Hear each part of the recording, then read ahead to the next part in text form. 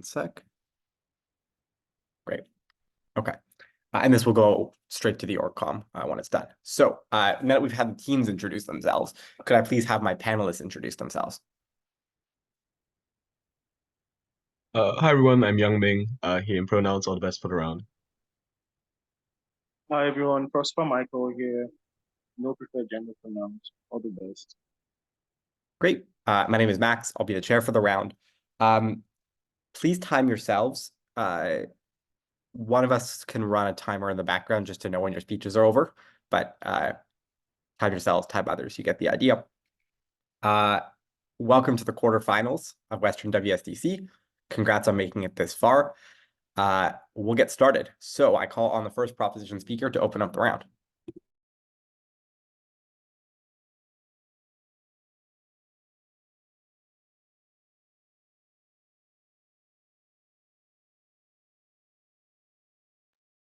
Okay, can everyone hear me?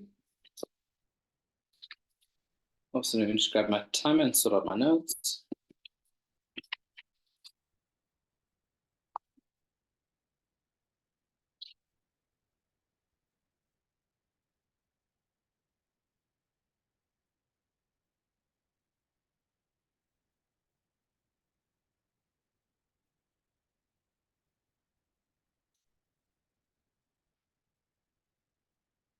Okay, I'll be beginning in 3, 2, 1.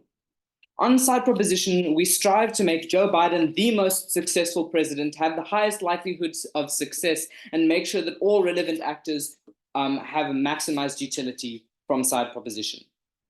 Main point of characterization that we need then in today's debate. Panel, it's important to note that the licenses that we're talking about are prone to expiry. This means, firstly, that on the comparative, they don't allow for the creation of new licenses, which means they actively undermine the industry. But secondly, we think that they actually stifle the industry and reduce the development of the industry because the need for consistent approval of these licenses are something that is important and something that is necessary to make sure that that industry is consistently working and developing. What's our stance then? Panel, we reallow these facilities and allow the government in general to operate firstly and to approve these export licenses, allowing individual LNG manufacturers and the government themselves to export, to continue exporting LNG. Two arguments then that I'm going to bring into debate in today's debate.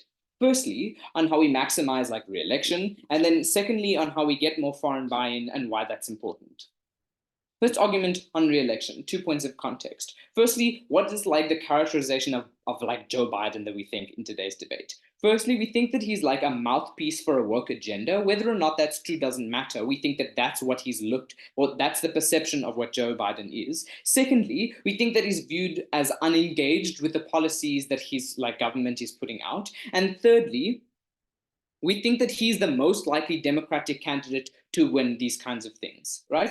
Who then is this argument about? No thanks. Firstly, this argument isn't about extremist environmentalists. We think this is the case because they're not likely to vote for any alternatives. They're not likely to vote for Trump. They're not likely to vote for any other candidates. But secondly, we think then this is about how Joe Biden best sways moderates, right? We think then the characterization of these moderates is they tend to be populist. They tend to be against this kind of woke agenda that Joe Biden is consistently characterized as, and we think that his aim then is to sway them to the best of his ability.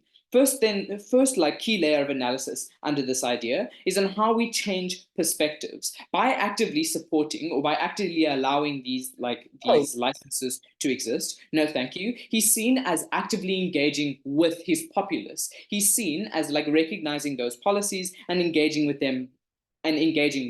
Secondly, we think that he's then viewed as engaging with these things in a competent and capable manner and is capable of actively finding solutions to a problem that has been given by, or a problem that exists within society and within the individuals that are actively calling him out. Note that this policy has not been widely supported in the United States. The third thing then, no thanks, is that we engage then with a widespread nationalist rhetoric We engage with a widespread nationalist rhetoric, and that he is then viewed as good for America because he's actively engaging for these policies. And lastly, it no longer looks like he's a leaf in the wind for some form of woke agenda, trying to push some form of like woke bias. The second key point of analysis here is on how we impact the economy.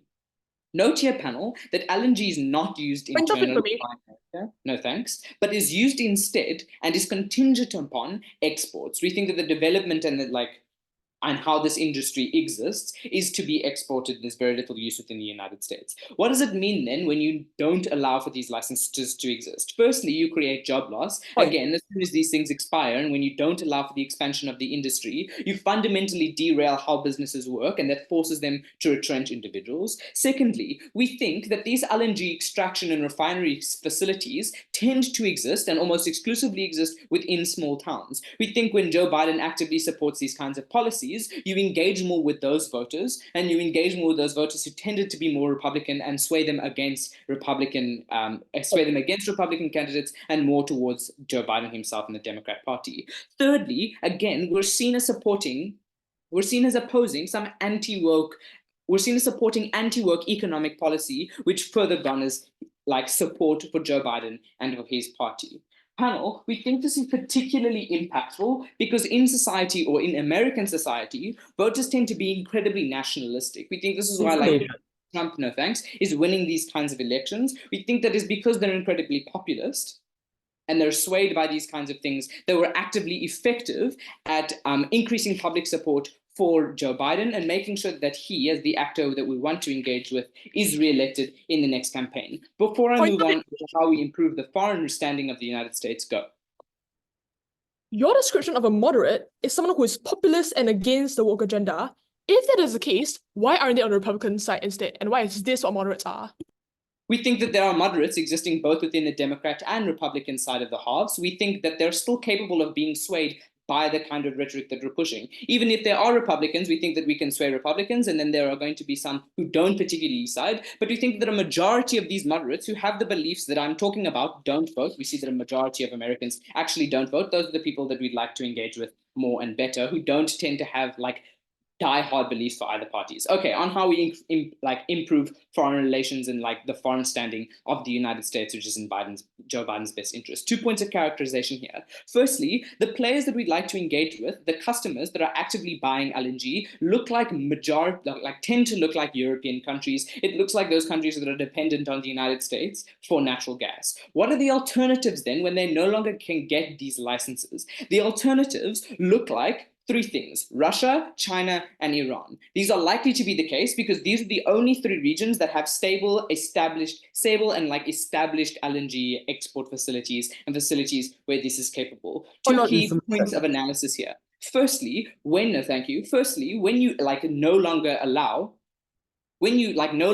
these licenses to exist, you make it significantly easier for prices to be high. First reason is that it's significantly easier for those three countries who are allies to collude and monopolize in how much they're capable of charging. This increases the prices because there's no real competition when it's Russia, China, and Iran who can actively collude in how they work. But secondly, simply by the law of supply, when there's less supply in the market, any company or any nation that has a rare resource is going to increase the price. This looks like when the United States wasn't capable of exporting oil after slum-like crisis, Saudi Arabia immediately increased their prices of oil.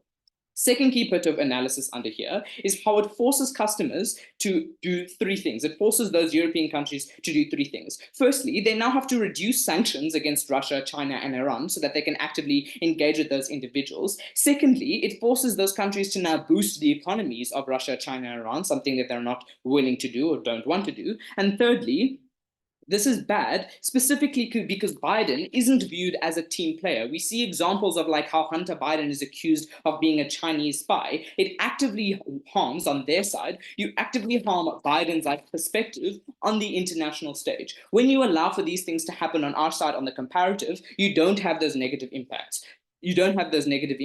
Instead, three things. Given most elections are Second, given that the EU is considering more right policies, he must have no alternative. And when America is becoming increasingly involved in other areas, it's important that Biden can establish himself as someone who is capable of interacting positively with those other nations. Panel, if you want to maximize Biden's success, if you want to maximize his agenda, you side with side proposition.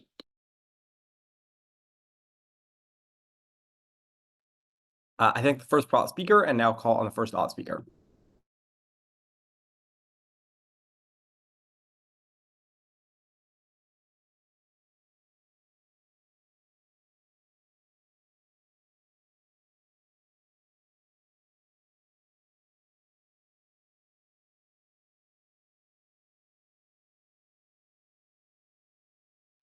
Hi, can I check that I'm visible and audible? Okay, thank you.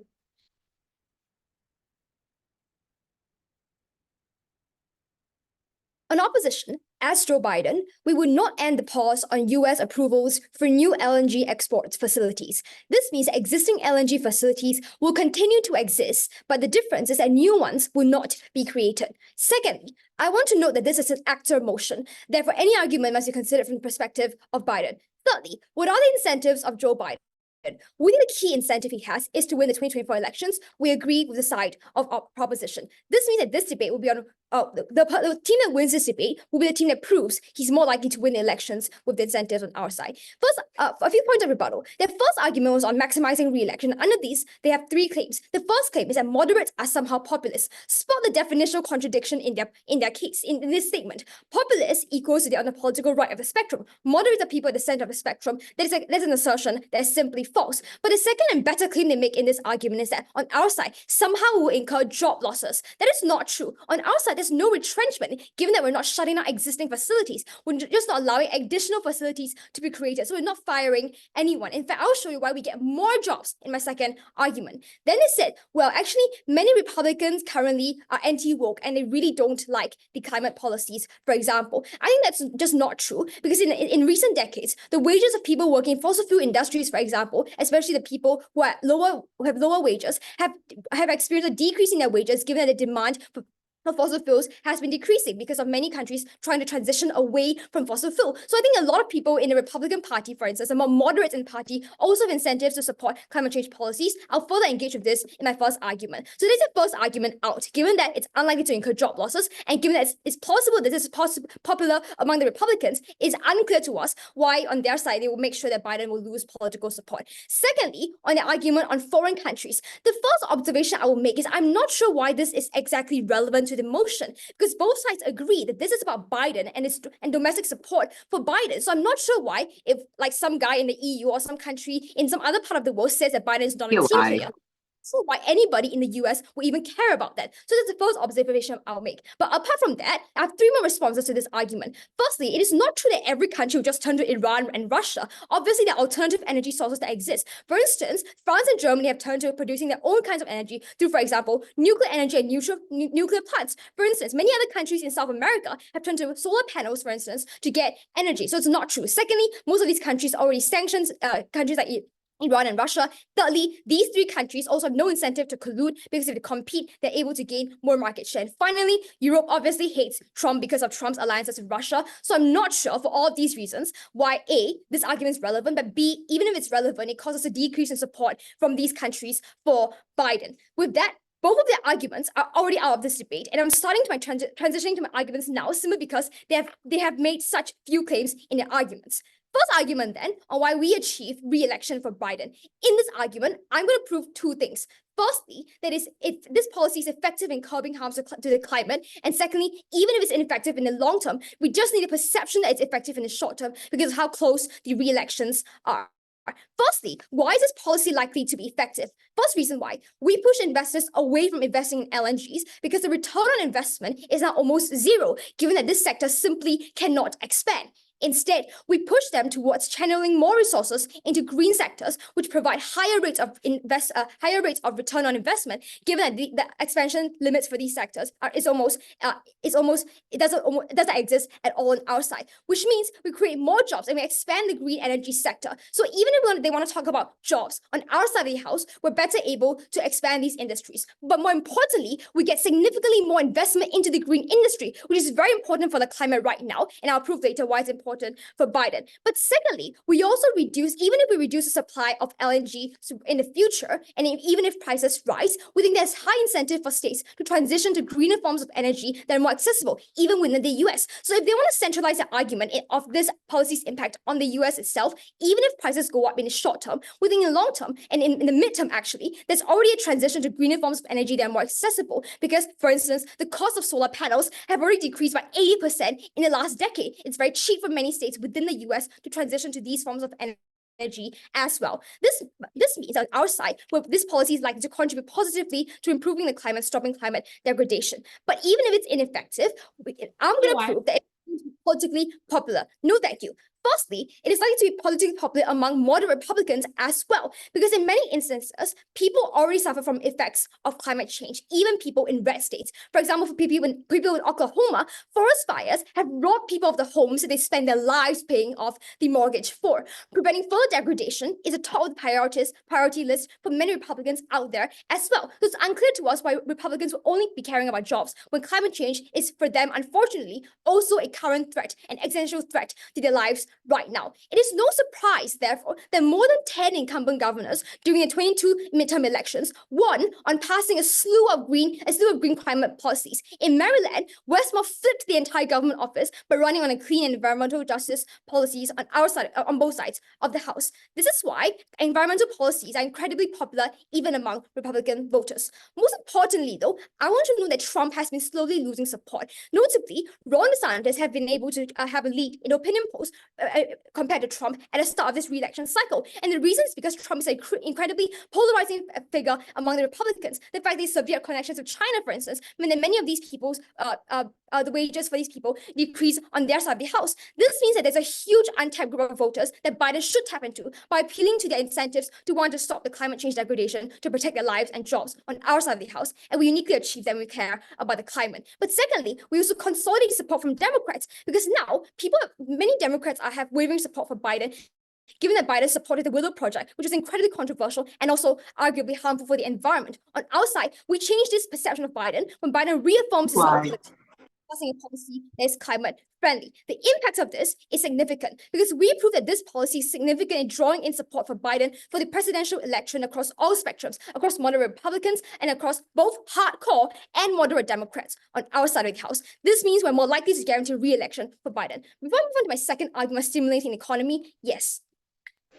Do you think Biden is looked at as a good figure for environmental policies when he supports this, or is a hypocritical, contradictory one where he's implemented projects like the Willow Project and done nothing else for the environment?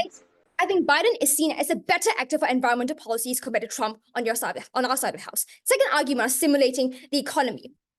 Here, we first all observe that we don't actually cut jobs, as I've explained earlier. But I'm going to do some weighing, right? Even if the economic harms on our side, we think these are only likely to manifest in the long term. However, in the short term, the perception that Biden is actually doing something for the economy means that the impacts will be much more significant, given that it's going to take place before the elections in November, since that is the outcome that both sides want to aim for. But secondly, we think the demand for LNGs will also decline in the future, because many countries, as we mentioned earlier, are already starting to transition away from green energy. Look at Europe, look at Lula in Brazil, look at Colombia and Indonesia. This means on our side, if they allow companies to keep expanding, it will only result in over-expansion. When General Motors drastically expanded its operations around the Rust Belt, they made some profit in the short term. But now, the towns around the Rust Belt are empty and hauntingly empty because of the fact that they overexpanded, and many of these jobs are now overtaken by people in developing countries. This means on our side of the house, we protect the economy in the long term as well, when we prevent the overexpansion of an industry that's unlikely to be profitable in the long term. For all of these reasons, we are able to protect the economy on our side as well. So in terms of political support, we win that. In terms of economy, we also win that clash. For those reasons, oppose.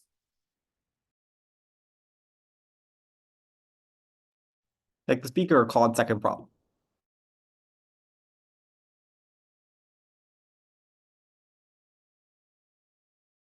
Just a few seconds to organize my notes.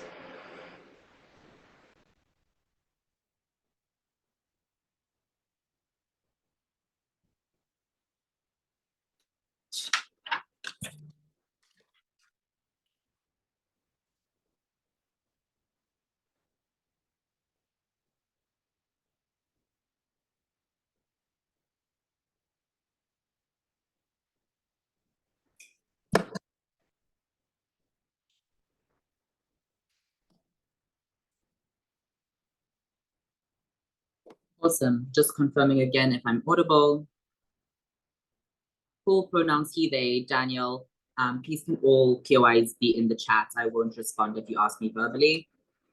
And awesome. I'll be starting then in 3, 2, 1. Biden is looked as an old, weak man who cannot have consistency in his policies. He is also looked at as a mouthpiece for the woke agenda, where moderates are being left behind as he only panders towards one side. His son is also looked like as a Chinese asset, and thus it has affected his career. There's a reason why Politico, CNN, a liberal newspaper, are both saying that Trump has a higher chance at winning the elections, because people don't vote Trump because they like him. They vote him because they hate Biden and think that Biden has done nothing good for them. I want to quickly do 2 points of recontextualization. 1, what is a moderate activist in Singapore doesn't know what it is. Note how being a populist doesn't mean that you're conservative, such as Bernie Sanders is a populist as well. But moreover, let's actually deal with an average American swing voter looks like. It means that they're nationalistic, they care to a certain level about their company, but note they care a lot more about what is being impacted them due to the history of rugged individualism within capitalistic America. Meaning they care about if they have jobs, they care about if they have employment, and they care about inflation. Note how every single one of these things has been something that has decreased during the time that Biden has arisen, which has made Biden look like someone who's a harmer to the American economy. Whereas during Trump's time, people even still think that he was better for the economy, even during COVID. Note how bad this is, because people are still willing to defend Trump, even though he's racist, even though he's sexist, even though he is racist, even because he is better for the economy. Meaning that economy, and who can show you that they're best for this, is actually the side that is going to determine that they are able to manifest the most support for Biden. Moreover, let's actually just recharacterize what people perceive, since Singapore likes to live in a little idealistic bubble. 1, swing voters aren't looking at a house burning down in California and thinking, oh, damn, those LNGs are really harming me. They are thinking, wow, it's such a pity I can't afford my rent on that house that burned down in California. I can't afford employment so that I can move to a better house. And inflation is killing me so much, I can't even feed myself and my family proper meals a day because of how high the cost of living is going. This is what people care about. But note again, panel, how the majority of us, and clearly Team Singapore, doesn't really know much about LNGs. So this isn't really a project that makes Americans think that that Biden is doing much for the economy, especially when much more newsworthy stories, such as the Willow Project, has been affecting him and making those moderate actors that even want to support his environmental policies a little bit turning away from this. Instead, this LNG is making him look like someone who is causing a deficit for American jobs. Note how they haven't engaged with our argumentation around small towns where they are built around these infrastructures. And again, how this impacts it, because the majority of small towns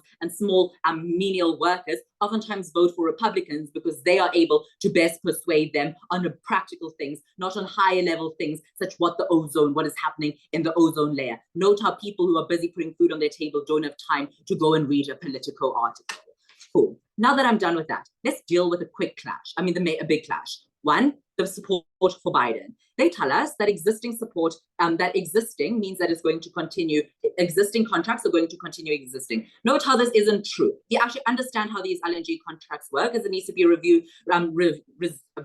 every few years to make sure that they're continuing following certain laws within it. Meaning that new contracts are not going to actually be renewed, and thus industries are slowly going to start shutting down and more aren't going to come. Note how the fact that they try to preemptively get rid of this mean that they concede to the fact that it is harmful to the economy when you're shutting down businesses that actually provide America with jobs. especially people who are low skilled, especially in a time where college education is so difficult for the average American to get. You need these jobs. This is important to how people's perceptions of Biden are forming. But secondly, let's look at the claim that they say moderates support climate change. Yes, they support climate change, but the problem is he isn't looked as someone that's supporting climate change. I'll deal with this more in my argumentation, but just to give you a quick taste of it, the idea of this is he is looked as using people's care about climate change as a tool for his political will, meaning that only since that the election campaigns have started happening, he started inventing and implementing these certain types of policies. What this means in this debate panel is even if he is doing these things and even if it is good for the environment, it means that he is just looked at as using people as political tools and not caring about the environment. This is why many environmentalists have been organizing a boycott of the election because they don't want to support Biden, someone who implements contradictory environmental policies and tries to use him being in a Democratic Party as an excuse for him being good at it. Secondly, let's deal with how they just brush off our foreign support argument. Note it's important that he gets foreign support because this is how he's actually going to be able to implement and consolidate his power on an international stage. This looks like a gigantic trend towards republicanism and conservativeness within the European Union. If Biden is looked like as someone who is not contributing to them by cutting off their supply for things that actually help their people heat up their homes in the winter and help their people actually live, this is something that they're going to turn away from him and not support him. Meaning that more anti-Biden rhetoric that is being said in the news, European news, it will infiltrate American news systems and make people not like Biden even more. But moreover, let's just actually look at their dependence. People don't just immediately say, I'm going to set up a nuclear power plant and a bunch of solar panels. They've been dependent on this gas, especially for heating. Look at what happened in Russia and how Germany's actually ended up closing their sanctions to Russia just because they believe so strongly that they actually need this gas in order to maintain their citizens' lives. But moreover, we think that green energy is not something that is effective, is not something that is cheaper, but is especially harmful with how this policy was implemented, with the abruptness that immediately ended them being able to be transported. So this is something that it doesn't work. That is why we win on support for Biden. Before I get into my argumentation, I'd just like to quickly knock out a quick point. They tell us that it's bad for the economy because you base it on LNG. This is such nonsense, panel. America has thousands of different infrastructure that they're going to. Developing one doesn't mean that all others are going to become suddenly dependent on gas. Panel, if you know anything about economics, you know how ridiculous that is. Cool. Before I get into my argument about how it harms the environment, Singapore, tell me why I'm wrong. Does your side support Biden advocating for any climate policy at all?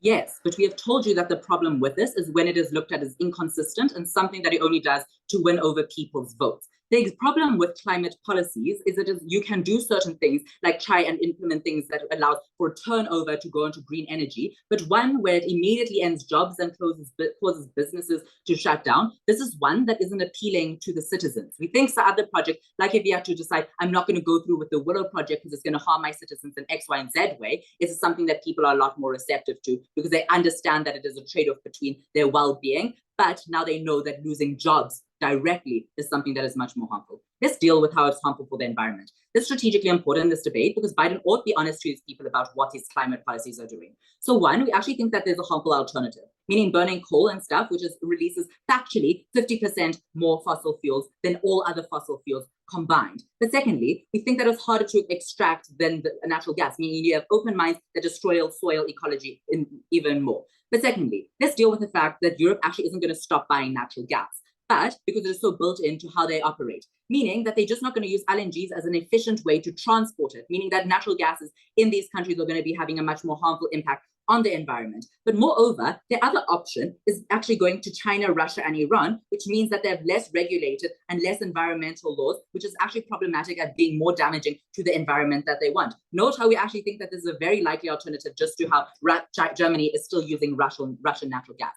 Note how this impact creates an illusionary change because Biden ought not to do this if it is not actually creating much change in the environment. LNGs aren't the biggest polluters in the world. But moreover, there's been a hesitancy of environmentalists because they don't like to be used as figure pieces and they don't like to be persuaded into being tricked by the government. All these reasons, side prop. Next speaker, Colin second up.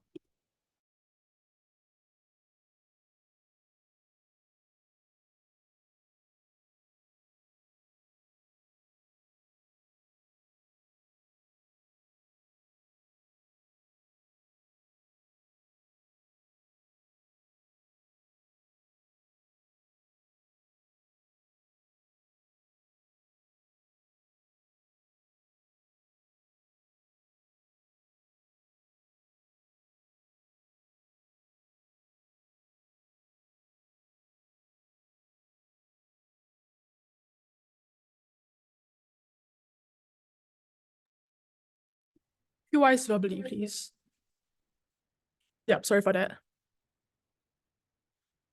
It is honestly astounding how much of Proposition's case relies on assertion that this policy in their first speaker says is already unpopular and that it only applies in small towns, and assert that characterization of who moderates are and what they believe in. They need to do a lot more to actually prove what they say before I can credit their material. 3 clashes then. First, the environment, second on the economy, and third on foreign relations. In each of these clash, I will prove to you why it is or isn't important to its chances of re-election. First, on the environment. I want to make our path to victory very clear in this debate. It is on the environment, because we believe that the environment surpasses any other concern, like the economy or re-election when it comes out, or for instance, the economy or foreign relations when it comes to its re-election. There are 4 reasons for this.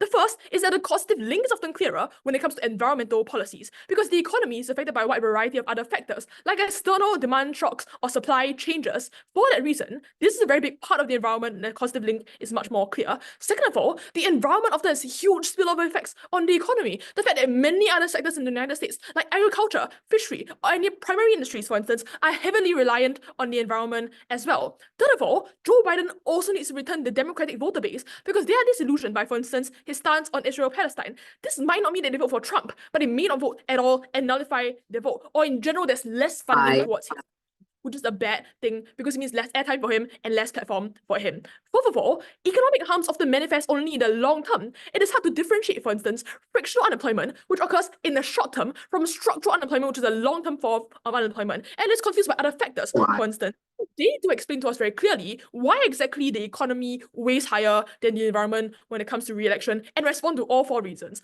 But even then, let's look into the mechanisms and observe what they say as to why this helps Joe Biden win re-election. The first thing is that both sides agree that there's a spectrum of voters in this debate. There are, on one hand, centrist Republicans and moderates who care about the climate, as Alina explains to you, to no response. The 11 states passed sweeping climate reforms in the midterms, and all of them won. A mix of both red and blue states. That red states in many cases were affected by climate as well, like Nevada, for instance, or like Oklahoma, which were affected by wildfires, and they were personally affected. That wages would decrease in the long term if not for the climate. So on that, they had no response to Republicans' genuine incentives, and the fact that it is a myth that Republicans only oppose the climate. But next, on Democrats, we told you, Joe Biden actually needed to pander to the Democrats for many things like funding or just votes in general, especially for more centrist Democrats, because things like the Willow Project, for instance, have left people disillusioned with his stance on the climate. They say they will vote anyway. It is deeply unclear why they would at least not reduce their funding or why they wouldn't nullify their vote. And it is not true, because in many cases, they are centrist. Their response then is to say, well, climate people are going to see Joe Biden as hypocritical if he passes this policy.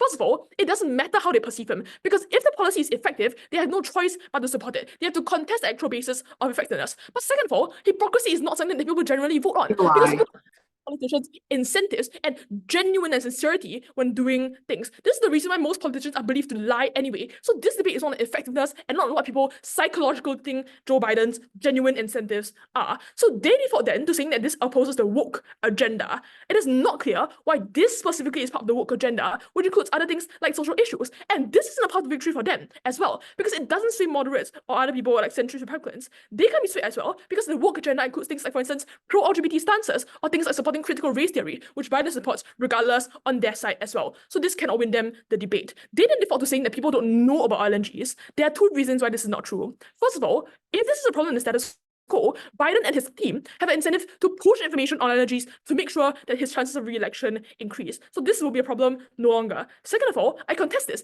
because if voters can know about the Willow Project, they will equally know about allergies. This debate, therefore, is about a segment of voters who actually do read the news and actually do care, because they are the ones who will be swayed by things like the Willow Project. What I've proven, therefore, is that information is not an issue and catered to the voters' genuine incentives. What mechanisms then did they draw? Like, for instance, the nationalist agenda, because I think they realized that wasn't exclusive to their side, that America First didn't just apply for fossil fuels, but also for clean energy. Things like effectiveness, which they don't contest on the second by saying people will transition for coal. I'm going to take down that third argument now. It is unclear what is the likely alternative. We tell you the demand for LNG and fossils is not inelastic. In the short term, they can adopt policies like rationing, and in many cases, like in Europe, for instance, the demand for green parties is actually very, very high. So they'll be pushed towards environmental reform, which is why in the aftermath of Russia, they'll push towards nuclear and not other forms of fossil fuels. Next, on the economy, I question the importance of this in a re-election, because they don't really back it out. Their second argument only talks about why hurting the economy is bad. It doesn't explain why this actually hurts the economy. So I want to refute this unproven premise. First, on renewing licenses, we already explained why this is not the case, but I want to evolve beyond that. Even if we accept the license won't be renewed, the comparative on their side is not losing jobs because there's no license. It's losing jobs because the demand plunges in the long term or in the medium term because many countries just don't want fossil fuels anymore. Why then is outside better? Because there's more certainty, companies cannot plan accordingly instead of being hit by the shock when it actually comes. Their response is that you can diversify in the economy. First of all, this is not true. The US is a top exporter of these things, so it's heavily reliant. Second of all, even it's about diversification, within the industry itself, there's an opportunity cost to the investment. Investor money can only go from one place or to another. On our side, we tell you, investor money developing the green industry because there's less return on investment in those places. Why then does this not hurt the economy? Because as Alina explains to you, demand is already shifting away from LNG. And second of all, the green sector can give you more jobs because you can upskill and get safer jobs as a result, for instance, because in coal mines, for instance, they're deeply, deeply unsafe. This refutes their premise that people care about jobs. I want to counter their weighing here. The first thing they say is that people actually care about jobs. This is not true. People care about having jobs in a long term, which is what we get on our side, because their livelihoods is something that requires them to last their entire lives. Furthermore, we think the environment and the economy are very intertwined of this debate. Next, on foreign relations. Just to be clear at the top of this clash, this is not an important clash that can win them the debate. The reason why is because it is not important for re-election. First of all, what other people think about Joe Biden in European countries doesn't affect the odds of re-election because they don't vote for him. But second of all, let's engage with the premise that they support Trump instead. Even on those instances, this assumes that the comparative is better. It is not true. They won't go to Trump for a few reasons. One, Trump pushes an aggressive American force policy that hurts them as well. Second, he supports Russia. So the premise is out of this debate that comparative is not better. Third argument then on increasing funding for Joe Biden's campaign. Before that, yes. What do you think people are more likely to understand? The effect of liquid natural gas transporters' effect on the environment, or that Joe Biden is making people lose jobs? I'm sorry, but if it's about information, Joe Biden has every single incentive to make sure that people understand that in the long term, for instance, jobs will be lost and understand the impact of liquefied natural gas. So you need to deal with what actually happens in your world. There are two reasons why we increase funding for Joe Biden's campaign. First, because pandering to fossils can be ineffective. Trump gets 3 times more funding than Joe Biden when it comes to fossil fuels. And the reason why is because he's more willing to take the hardline stance in favor explicitly of fossils. Therefore, there's an opportunity cost that comes to pandering to them, like time spent courting them, or for instance, restricting the kind of policies that Joe Biden can pass. It is better then to pander to other areas, like the environmental movement, which they want to hedge their entire claim on. We get them more on our side when there's no opportunity cost in terms of who you're pandering to. But second of all, at best, we play both sides of the movement and both sides of the aisle, because Joe Biden was voted in based on centrist and swing voters. Like for instance, the Willow Project that Democrats disapprove of, but the fossil fuels approve of. Or this policy, for instance, which panders to the climate, but not necessarily panders to Democrat voters. For all those reasons, we get more funding on our side. That is better for Joe Biden's odds of re-election because it increases his chance of doing things like, for instance, spreading his agenda, for instance, or going to visit more places and sway them towards him. At the end of this speech, therefore, I've proven a few things. First, environment is the path to victory. They need to deal with all 4 weighing mechanisms as to why the environment is more important than the economy. Second of all, they actually need to engage with effectiveness, which is what they failed to do down the line. Third of all, they need to prove the assertions that they make about the profile of voters and all their incentives. For all those reasons, I'm very proud to oppose. Take the speaker, call him third prop.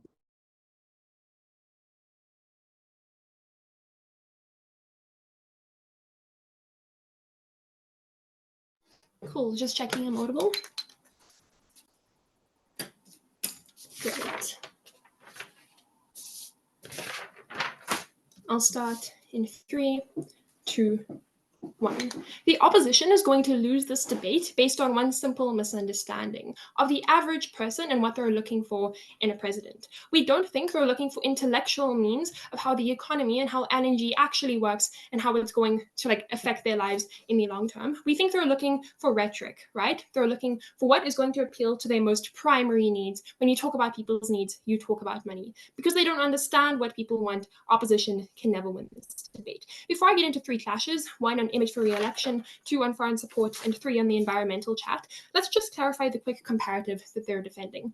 They say that they're going to be able to continue, they say that they're going to have existing like export structures or existing structures that already have licenses continue to thrive on their side. Let's note why this isn't the comparative, because we think that licenses are short term and then they expire, right? But if you stop extending licenses on their side, then eventually in a couple of years, those plants are also going to have to shut down. I think that is the alternative that they're actually defending, right? That means that they actually have to defend a far greater economic impact than what they try to do. They shirk their burden. But secondly, even if we believe them on this, right, we think they minimize their own impact, because when their entire case is built on the idea that we're saving you from environmental issues and we're actually going to help you in the economy long term by shutting down more of these plants, right? And then they continue to allow some of those plants to exist. We think not only do they, one, look inconsistent, but two, greatly minimize their impact to the extent that it isn't enough to win this debate. Let's get into the first hash on where do we have better image for re-election. Their biggest push here is that they're able to reclaim Liberal voters who have gotten a little bit confused or have lost support for Biden. 3 responses. Number one, if the problem that has caused these Liberal voters to turn to Trump is environmental issues, no, the Biden administration has still really messed up if we want to talk about the Willow Project and the massive environmental harm that caused, because it reduced regulation and it allowed businesses to exploit the environment, right? So if their problem is environmental issues, that still exists just as much on their side. But secondly, we tell you that it's not necessary to reclaim these Liberal voters, because the consideration within the Liberal mind when you're voting is not just on the environment. It's amongst several other key issues. This looks like welfare. No, this looks like abortion rights. This looks like advocating for more human rights. All of those things, maybe not the environmental one, if we want to take them at their best case, but all of those things are way worse when we look at Trump, right? So they're probably not going to vote for Trump, even if they don't like Biden, based on a holistic consideration of what they're looking for in a president. They're still going to vote Biden. They want this who wasn't who the debate was about. But thirdly, we think they mitigate their own impact by still allowing existing plants to exist, and by not retracting their licenses as well. Because if we believe them that this is the deciding factor and we take them at their best, these specific plants is what is going to turn voters away, then they still allow them to exist. So at their best case, we think, one, this is a wash, but two, maybe they're able to reclaim a tiny amount of Liberal voters who are somewhere in the middle between moderate and Liberal. We don't think that's a big enough impact to win them this debate. But secondly, they tell you that they are still able to attract Republican voters on their side. A very easy analysis of what the average Republican voter actually is about, is going to take out on this analysis quite quickly, right? We understand that people are nuanced and that they care about many different things. But for the sake of this debate, we probably have to simplify it down so that we actually have a comparative, right? So I would say that the average Republican voter, one, is buys into the populist rhetoric that Trump pushes a lot, so they're probably very loyal. This means you're not going to swing them that easily on your side. But number two, that their main interest is money, right? Why is this true? Number one, we think this is shown by the massive pushes, by the biggest pushes by campaigning Republicans currently often look like budget changes, often look like we're going to save you the economy. And the ones that are succeeding the most, i.e. Trump and Nikki Haley, that's what they're focusing on, right? So that is what Republicans care about. But secondly, we think they don't care about the economy, given that the primary presidential candidate that they elect literally doesn't think that climate change exists, right? So they're not caring about climate change. But secondly, we think people don't care about the other considerations they would like to claim out, that they would like to talk about. They care about No, this is because one, it is the clearest impact to people, it's the easiest to conceptualize. But number two,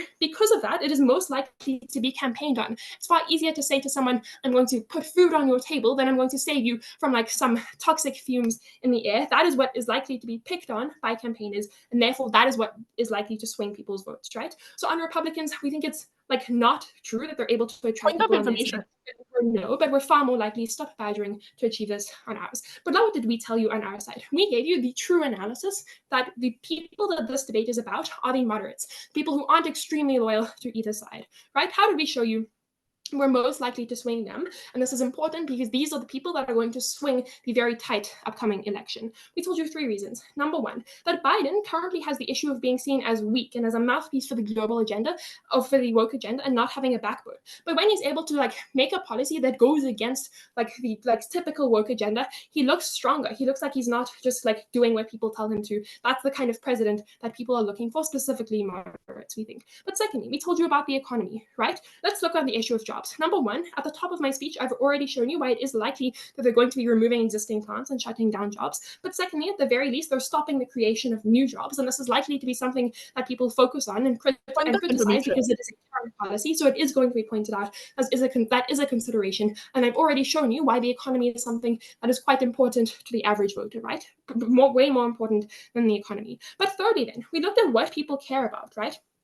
I think when we're talking about moderate voters, these aren't the voters who care deeply about ideals of freedom or about self-determining. They're probably the people who just care about their everyday lives, and that's why they don't deeply align with the Republicans or the Democrats, right? You're far more likely to appeal to them because the economic chat is simpler, no matter how many information campaigns they want to point out, right? You appeal to people's basic instincts, but number two, you have a more immediate impact. Environmental issues seem far away to people. Not having food on their table seems very, very close to home. At the end of the day, for this clash, we're able to show you that we're far better for the moderate voters. They swing the election. We're better for Biden. But secondly, let's look at foreign support, right? They try to brush off this clash as important, but I'm going to take out their only response to it and then show you why it's actually winning as this debate independently, right?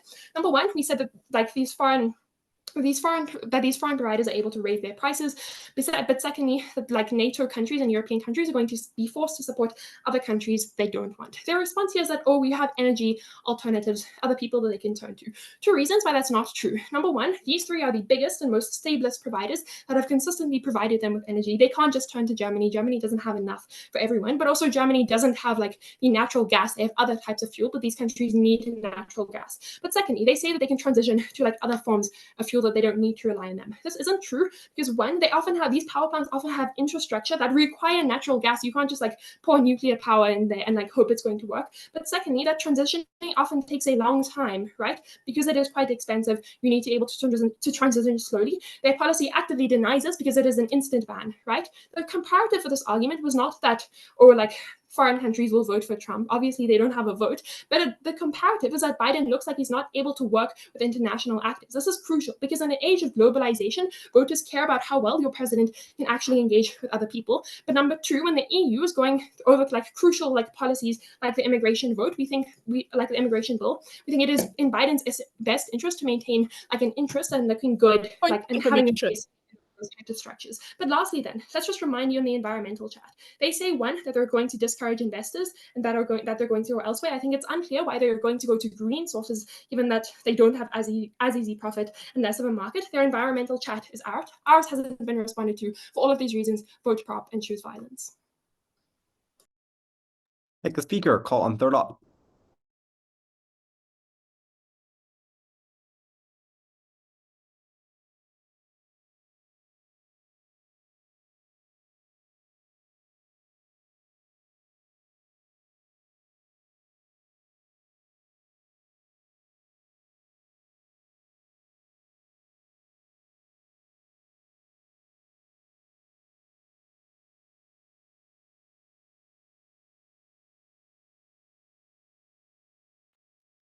Hi, can I be seen and heard?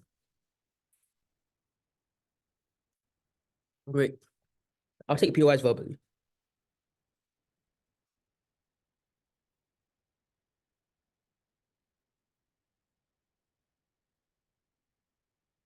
This debate was never about whether we could scientifically explain the effects of LNG to the average citizen. This debate was in a turn where people lost support for Biden because of his moral inconsistencies and because of support of the Arab-Israeli conflict. Should we go back on his word and should he revoke a policy that was central to climate change and that was central to his voter base? Our answer was no. So when the last speaker talked about Biden losing his backbone, that's what happens on their side of the house. I want to talk about two things in this speech. The first is on climate policy and whether the average people cares about this in elections, and the second on economic growth and how this influences his chances at re-election. First, on climate policy. There were two main grounds where this debate took place. The first, domestically, and the second, internationally. On the domestic ground, this debate turned on whether or not people actually cared about climate change and the characterization of moderates. But I want to note that the characterization was very extreme because it was not that you saw a house burning in California and thought about how you couldn't afford it because of inflation. It's because your very houses and communities burned down. Because in Oklahoma, a red state restored 14 wildfires in the past year. So these are not distant issues that didn't affect every individual. They were very near them. So it was very demeaning when their side said people don't have the time to read a political article. They may not have the time time to read a political article, but climate change affects every single individual. When the Great Lakes dry up, when air pollution stops them from breathing healthily, when things like wildfires destroy the very livelihoods that they live and the communities that they live in. So this debate was also not about wokeness, because their characterization of a moderate was someone who was very anti-woke. But as Hao Tin tells you, wokeness was about social issues like transgenderism and critical race theory. Our side provided a far more realistic version of what the average moderate looked like. Because sure, inflation and economic growth was important to them, but I think what was far more important was that most people realized that climate change was an existential threat. And when Biden revoked on his policy, even if he didn't care about climate change, that Biden was seen to be not reliable, that Biden was seen to be someone who was hypocritical, that went back on his word. So as a leader, he was seen as unreliable. That's why we win on moderates. That's why we win this debate. But I want to give you a few more weighing here. The first thing I want to note is that environmental impacts are far more proximate to you because you can see them in your everyday lives. And second is that Biden has done quite well, for instance, in having a soft cushioning of inflation. So it's unclear to me why this is true. But second is that for economic growth, you can gain economic growth in many other areas. Because notably, most of the average moderates don't work in these industries. So it's not clear to me why these people will be so affected by, on our worst case, the shutting down of these factories, which I'll prove later, is not what we actually have to defend. But even on their highest ground, they lose the very same democratic support because people now see Biden as hypocritical as is seen in the status quo. Their Hail Mary is to say that, well, and the people will still vote for Biden because there's no alternative. No, read the news. What many Democrats want to do now is to nullify their vote because they don't believe in Biden, they don't believe the Democratic Party. This is a real threat. So it's true that we need to have democratic support because otherwise people will abstain and they'll nullify their vote. That's why winning not only moderates, but the democratic base was important as well. So we showed you how, one, we regain trust in the democratic base. Second, we win on moderates because climate change is important. Third, even on Republicans do care about climate change and they won't vote for Biden if he's seen as unreliable and hypocritical on their side of the house. So across the political spectrum, we win on all actors. And the next thing I want to engage with here is their claim that it is hard to explain. But really, I question this as face value because maybe you don't understand the term LNG. But if I tell you it's about fossil fuels and natural gas, I think it's pretty understandable that it's a bad thing. If I tell you that Biden reduces the exports of natural gas, this means increase in green energy, this is a good thing, I think it's pretty understandable to the layman. So it's unclear to me why this assertion stands at the end of this debate. So on the domestic ground, we win. How about international ground? What did they say here? We said that we were effective in changing other countries' decision-making calculus because we forced them to adopt green energy. Because there's already been green infrastructure in place, we provide that tipping point to push them towards green energy. They say a few things. The first thing they say is that countries are likely to change to Russia, Iran, and China. This isn't true. One, because many of the countries in Europe still want to work with US for other things like social and economic and military support. They're unlikely to turn to US greatest enemies. It's unclear why this is a proven link in this debate. Second, I want to contextualize a bit what Europe is looking like. Currently, it is not true that natural gas is central to Europe's economy as their second spear claims. Rather, many countries in Europe are already transitioning to green energy as per the rest of the world. What this means that is it just spurs further transitioning and spurs further building of infrastructure to green energy. The reason why this is important in this debate is because we show Biden is an important global leader in the world. Because you tell your citizens in the US that Biden can spur change in other parts of the world, that it's important, that he's strong, that his voice actually matters. This is how we gain him more support and more votes. Before I move on, sure. Do you think the policy would have been looked at better if it wasn't implemented so quickly ending jobs, as well as if it was not just implemented around election times, looking just as a propagandist tool for Biden? Maybe it's true that it was implemented during election times to curry favor, but I think what's worse is you retrograde on your word and you seem even more hypocritical. And as I prove to you later on, we do not lose jobs as Hao Tin responds. You did not engage with that point. The next then, on your mechanism that anti-Biden rhetoric in Europe will infiltrate American news. It's generally very weak and very unclear to me how you're going to infiltrate American news and change the minds of voters while this weighs over their own concerns and own domestic issues. They've never proven their weighing mechanism. But I've given you layers of responses why this isn't true. Like, one, people here are usually pro-green energy and anti-climate change and anti-fossil fuel, so it's unlikely to be anti-Biden rhetoric. And second, that people in the US generally don't care about what people in Europe say, and they also don't support Trump. So all of these mechanisms takes down this argument positively. Second then, let's talk about weighing mechanisms and why climate change is far more important as a voting issue than economics. Hao Tin gives you 4 reasons. I'm going to give you 3 more. The first is Hao Tin's second speaker argument on funding that they don't respond to. This is important because we told you that Biden's source of funding usually come from pro-climate and pro-democratic movements. At the point at which you remove this policy, we remove a huge source of funding. This means you have less ability for Biden to talk about his campaign, about his manifestos. You reduce his ability to win the election. Second, because Biden needs to be seen as a morally consistent leader, if you retrograde on this policy, you're seen as unreliable unreliable. Third, that this falls flat in the face of reality because many states like Michigan, like Minnesota, have been warned of climate change even if they're in red states. So it's not true that people don't care about climate change. They need to engage on this. Second, then, on economic growth. And I want to note, I'm spending less time on this clash because we've already proven that climate change and climate policy is the most important clash. Why then do we still win on economic growth and a perception towards elections? The first thing they say here is that we derail how businesses work and cause people to lose their jobs. Read the motion. We can still renew licenses to current facilities. What we just can't do is to create new facilities. So it's not true that we retrench jobs. But the problem with the analysis here is they don't respond to the entirety of the second argument. We told you that people are likely to lose their jobs in these industries in a medium term because many of these industries are being slowly phased out. We brought you the example of General Motors of how they overexpanded. No response to this example on their side of the house. What does this mean? This means that the money that their side spends on expanding the new facilities will be money used investing into green infrastructure, into green technology that creates huge amounts of jobs. Like what we saw in the Inflation Act that Biden passed, they created 100,000 new jobs in the green sector. What this means is that we create new jobs for people and therefore win on economic growth. But the way here is this. Most people don't work in these industries. This means that even if they lose jobs, it doesn't directly affect them. But we do create new economic growth because the green industry is an untapped market, therefore leading to far more exponential changes in the economy that's good for the US economic growth. So they'll see that the economy is improving. It reduces rates of inflation and therefore makes people far more palatable to Biden's policy. So even if their strategy and their path to victory was on the economy, we win this as well. At the end of this debate, I want to make the path to victories and strategies of both sides very clear. Their strategy was to overstate and overclaim the characterization of moderates, to say that they were anti-woke, to say they didn't care about climate change. Our side gave you a far more realistic depiction. And our path to victory here was twofold. That one, that people cared about the climate and cared about the environment because it was proximate to them. We don't make Biden a hypocritical but unreliable leader. And then second, even it was about the economy, we spur economic growth within the US because we transition to green energy, and then we create more jobs in the long term to stop people from retrenching when these industries eventually phase out. It is for this reason we win on both the climate and economy. We win this debate.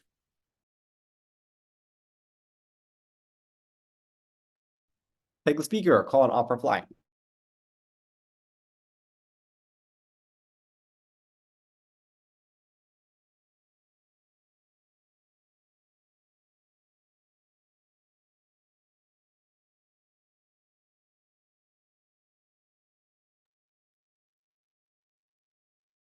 There were two votes in this debate. Proposition's vote, which was caricatured, unrealistic, and naive, and opposition's vote, which was grounded, practical, and reasonable. First, on their vote.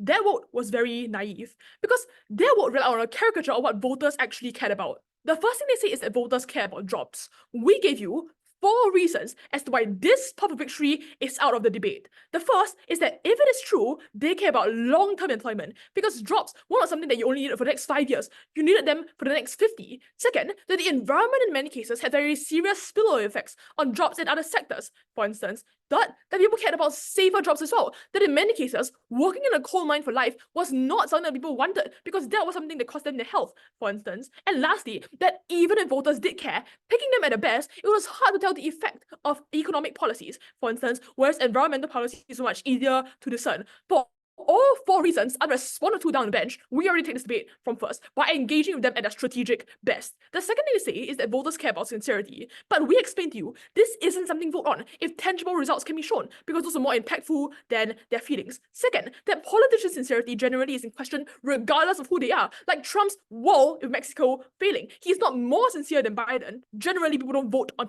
their emotions. But Darrow explains too as well that on their side, it is even more hypocritical because he revokes a policy that he previously supported, all for the sake of pandering to more people. The last thing they fell back on then is by saying this debate is about which one voters have more information on. We challenge this at face value. It is deeply unclear why this is difficult to explain because it wasn't just about LNG versus putting food on the table. This is about an existential threat. You could say this about climate change, about droughts, about heat waves. For instance, it was self-apparent impacts that people would know about. And Biden, furthermore, had an incentive to spread this information. The next thing they say is about wokeness. This is dropped in third speaker. So just to be clear, it is out of this debate. I suspect the reason why they dropped it is because there are other woke issues that they recognize, like for instance, race or LGBT groups that wouldn't change on their side. So woke was a term that they couldn't win this debate on. So if they want to base this debate on small towns, on jobs, and the economy, their side was worse because these industries would die off unexpectedly and unpreparedly when demand dropped because of global transition, for instance, due to international conferences like COP, for instance, or general movement in European countries. It would look like the Rust Belt, where companies like General Motors ramped up production and then suddenly dropped off off, leaving entire towns stranded.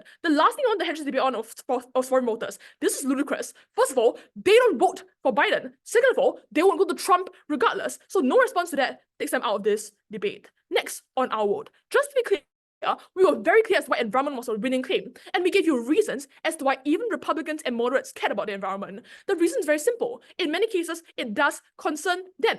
Which is, for instance, why the reason in status quo in the 2022 midterms, for instance, many red states won on the environmental and climate legislature. We give you four-way mechanisms. There was no response to our effectiveness in transitioning to the climate. So they need to genuinely explain to us, why is it that red voters don't care about climate if it is wildfires displacing their houses, if it is water that is unpotable for them, if it is carcinogenic air that they themselves cannot breathe. Their lack of explanation takes them out of this debate. The only response they give to this, the only response is they say, it is unlikely that cleaner forms of energy will be the alternative. They dropped this in third speaker, so it appears only in one speaker and very briefly. But we explained to you, coal was not a likely alternative, because when it came to many of these places, first of all, it's a national conference out of them. Second of all, it's very unsafe. And third of all, in many, many instances, there were strong surges of environmental consciousness that made it such as this is the unlikely alternative. All they needed was a push towards the environmentally friendly alternative. Next, on the economy. And frankly, we didn't lose on this clash either. In fact, we won on it, because we showed you why on the economy we create more sustainable jobs in a long term to no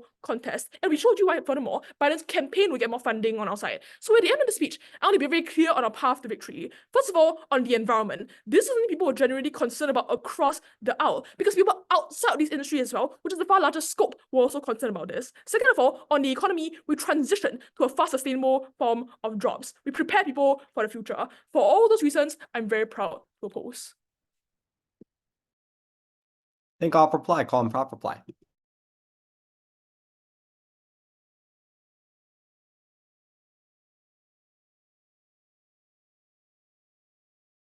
Organizing my notes, I'll count myself in.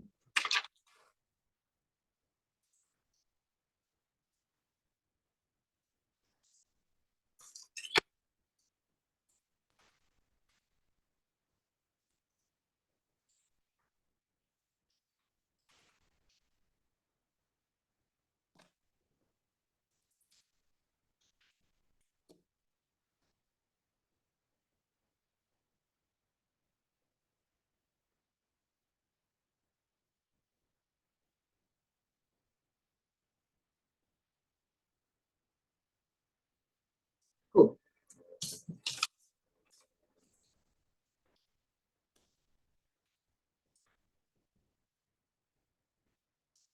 I will begin my speech in 3, 2, 1. There's only so much that you can mend with your perception within a few months before people vote for you. This is about what Biden is able to do the most of and how he is going to be able to be perceived differently. Let's jump straight into the perception clash. So one, they tell us that he's going to be perceived as caring for the environment. Note how we don't necessarily deny this, but we think that this is not exactly what he needs. We tell you it's not what he needs. He needs to be perceived as someone who is able to listen to the people, notably because Biden has oftentimes preferred abstractionist policies such as environmentalism and other things that don't affect the day-to-day lives, while inflation is growing rampant and unemployment is growing rampant within America. We think if he is able to target these key issues as the main form of his policy and his campaigning, we think that this is the best way for him to actually change the voters that might have changed his perception of him. But moreover, we actually gave you the nuanced analysis as to why he isn't perceived as caring about the environment.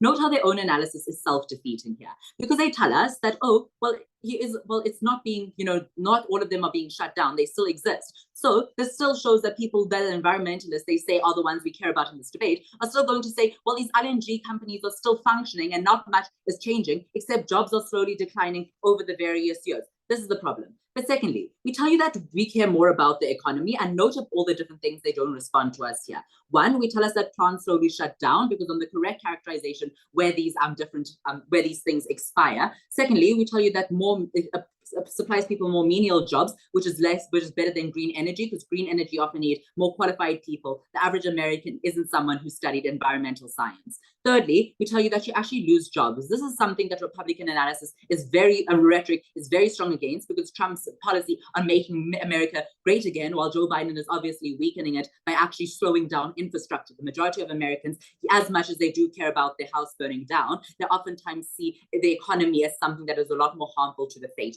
of what people are doing. But moreover, let's actually deal with you about the foreign distaste that exists here, because oftentimes if we're going to follow their context of how Trump is looked at as someone who is bad internationally, we then think it's an easy triumph for Donald Trump to then look like he's someone who is good. By being able to concede to this, he's able to say, you know what, I'm going to listen to the needs of my people. I'm going to be a man of the people like Trump claims to be, but I'm also going to better my relations with international communities, allowing him to have better trumps over Trump.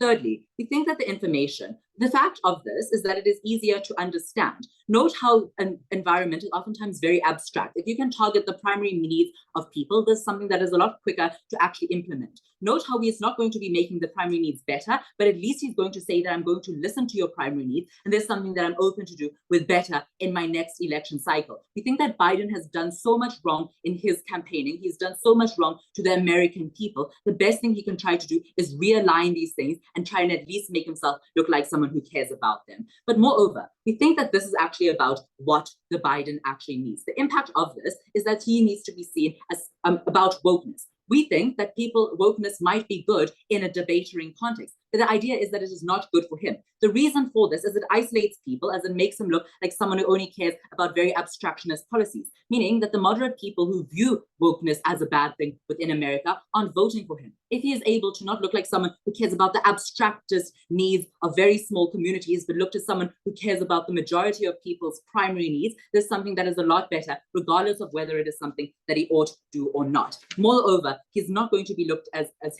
hypocritic, even because he's already looked at that as in the status quo, but he's going to be looked at as someone who is able to listen when this policy isn't something that is initially working out. We think that this is better than looking headstrong, which he is able to easily benefit over Trump. This is how we outweigh them on what people actually care about, but moreover, we are able to be cater towards what people actually want. We went on this. But lastly, let's quickly just deal with this quick thing that they say. They tell us that we care about effectiveness. Note how their effectiveness is mitigated by their own model. But note how my entire third argument is not engaged with in this entire debate. We've shown you why people are unlikely to go green and why this implementation has actually hurt his perception to cite violence.